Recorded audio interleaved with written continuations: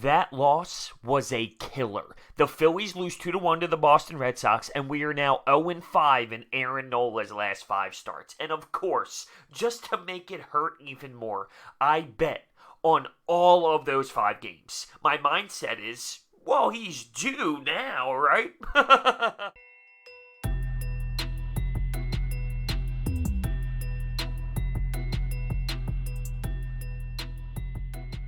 You ask me, bros, what's better than being 3.5 games back? 3.5 games back. Can't believe I'm saying that. But you ask me, bros, what's better than that? It's simple. Free money, and I can give that to you. Use the promo code BROACH for $20 off of your SeatGeek purchase. So get yourself to a game. Now, this game, this Red Sox-Phillies pitching duel, it irked me. Because I thought Alex Cora tried to give this game to the Phillies, and we couldn't take it. We also had runners in scoring position so many times late, and guess what? We couldn't hit them in. Oh, what a shocker. What a shocker. I am so bothered because literally the Red Sox, specifically Alex Cora, had this game on a plate and said, Phillies, take this. Take it. Just have it. And we were like, nah, you know what? We want to be 3.5 games back. We don't want that. Come on, Alex. Why would we want that? Neither team had a runner touch third base until after the 6th inning. When I tell you it was a pitcher's duel, it was a pitcher's duel. Aaron Nola went 7. He had 9 strikeouts. Rodriguez went 6 2/3. He had 12 strikeouts. These two were battling. Now, Aaron Nola, in the 7th, had one of his typical little breakdowns that he's been having throughout his last 5 starts, where he looks so dominant, he's so unbelievable, and then he would have a stinker inning. Now, he only allowed 1 run in that inning. He did load the bases. He allowed 1 run in that inning. This is where Alex Cora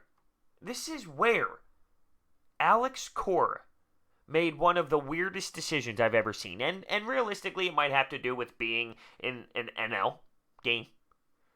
But 2 outs, bases juiced, it's a 1-run game, and he brought Rodriguez back up to the plate. Now, we only had about 80 pitches at the time, and he was lethal. But, dude, it's a no-brainer. It's bases loaded, 2 outs. You throw a pinch hitter up there. And of course, he ended the inning because he wasn't able to hit Aaron Nola. That was a horrendous decision. Because you throw a pinch hitter up there, maybe you get a base hit. That base hit scores 2 runs. Well, now the game is completely different. You can't put your pitcher up there in that spot. That's just not being in the NL, essentially, at the end of the day. It's used to having a DH all the time. But that was a very poor decision. And in the bottom of the 7th, I thought the Phillies were going to make Alex Cora pay for that. Because we load the bases. Because Rodriguez gets into trouble.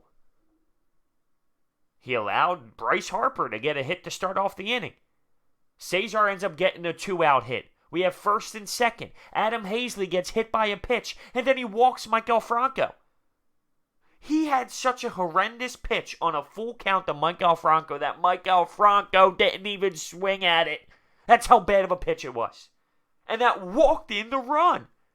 So not only did Alex Cora allow Rodriguez to hit, but then Rodriguez couldn't even finish the job in that bottom half of the 7th inning. He got yanked. And we had to throw Phil Gosselin up there to pinch hit with 2 outs and bases juiced to try and take the lead. Now, Phil Gosselin at times actually gives you a decent pinch hit. I'm not going to lie. But it's sad that he's your first option. What are your other options? Andrew Knapp? Sean Rodriguez? Oh, it's so pathetic, Matt Klentak. That's so pathetic. It's so pathetic, Matt Klentak. That's our best option at that time. And of course, we didn't cash in. So in the 7th inning, after we tied the game with a walk, we can't do more damage to make the Boston Red Sox pay. But it gets even worse. It really does. Because in the bottom half of the eighth, Jean Segura gets on first. He steals second. All right, let's go. A runner in scoring position, bottom of the eighth, no outs. JT Realmuto grounds out to shortstop. Jean Segura stuck in a little bit of an iffy situation. He elects to stay at second base. 1 out. They intentionally walk Bryce Harper, and Bryce Harper is pissed at this point. He wants the opportunity. Of course he does. He's a competitor. He's an athlete that wants the big moments. He doesn't shy away from the big moments. He wants it. They intentionally walk him. Smart decision. First base is wide open. Why wouldn't you? Rhys Hoskins flies out. Scott Kingery flies out. Jean Segura stayed at second base the entire time. Now, it's a shame because if we used old school baseball, maybe we bunt him over, it would be 1 out, but a man on third base. Then one of those sac flies actually scores Jean Segura, and we take the lead. But no. Of course, that's not how baseball is played these days. And obviously, once we fail to execute in the 7th and the 8th with runners in scoring position to take the lead, Hector Neris comes in. He has an off day. He loads the bases, and a sac fly ends up coming in for them to take the 2-1 lead, and we weren't able to score on our bottom half of the 9th, where we actually had the leadoff man on. But I mentioned the old school baseball thing and the bunting guys over. The Red Sox had a hit and run in play, which got first to third at one point before Hector Neris loaded the bases. That's weird. Old school baseball sure worked for the Red Sox in this situation. And you know what else is funny? We all say, ooh, the Red Sox, tough season for them. They stink. Yeah, well, guess what? Their record's better than our record. So what does that say about the Phillies? 3.5 games back is tough. I mean, this was a dagger. This is a legitimate, brutal loss in terms of where the Phillies actually fall in the standings now. It's bad. I just keep thinking of what Gabe Kapler said post-game. Speaking about Rhys Hoskins in the 8th inning. That was a great at-bat. He said it was a great at-bat. He's praising Rhys Hoskins' at-bat. Dude, we're 3.5 games back now with under 20 to play. What is it, 15 games or so left? And you're praising Rhys Hoskins' fly out? Now listen, it was a ball where Rhys Hoskins actually thought he had a home run. You can see him running to first base, and when he realized it was at the warning track, he was a little bit disappointed. Sure, he put some good wood on it, but no one gives a damn. It's not about Rhys Hoskins' confidence at this point. We're not 40 games into the season. And even then, I think it's soft as hell. But come on now. Moral victories. You want moral victories? I'll give you one. Michael Franco had a disgusting play at third base in the 2nd inning. It was like Nolan Arenado out there, making a play, foul territory, jumping over Rhys Hoskins with the scoop. There you go. There's a positive for you. How about JT Realmuto throwing out another base runner? There you go. You want some positives? There you go. I hope you can sleep at night a little bit better now that you heard those two great things to take away from this game.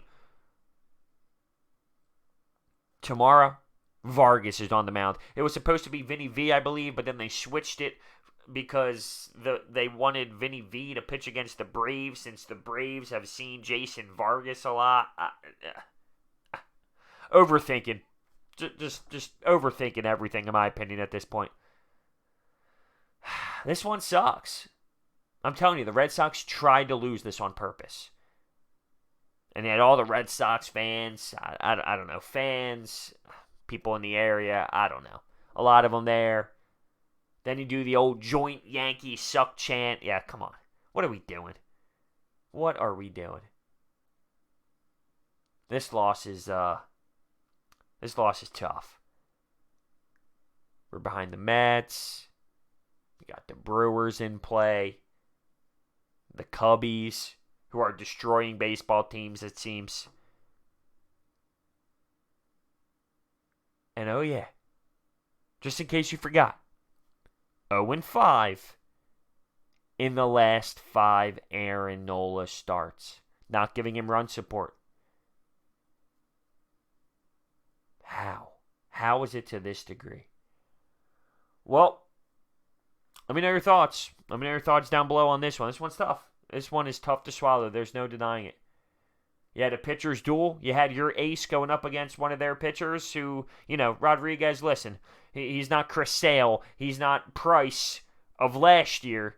But today he had his game. He had his A game. He was using that changeup, which was lethal to this squad, to this Phillies lineup. They could not find a way to hit it. They were chasing pitches, and Rodriguez had 12 Ks today. So you had two pitchers dueling. Alex Cora trying to hand it to us, and then the Phillies failing to knock guys in. It seems like a similar storyline that we've heard all year, right? Failing to knock guys in, failing to hit with runners in scoring position, failing to get that timely hit. Yeah, I've heard that a bunch of times this season. Let me know your thoughts. Thanks for watching. See you next time.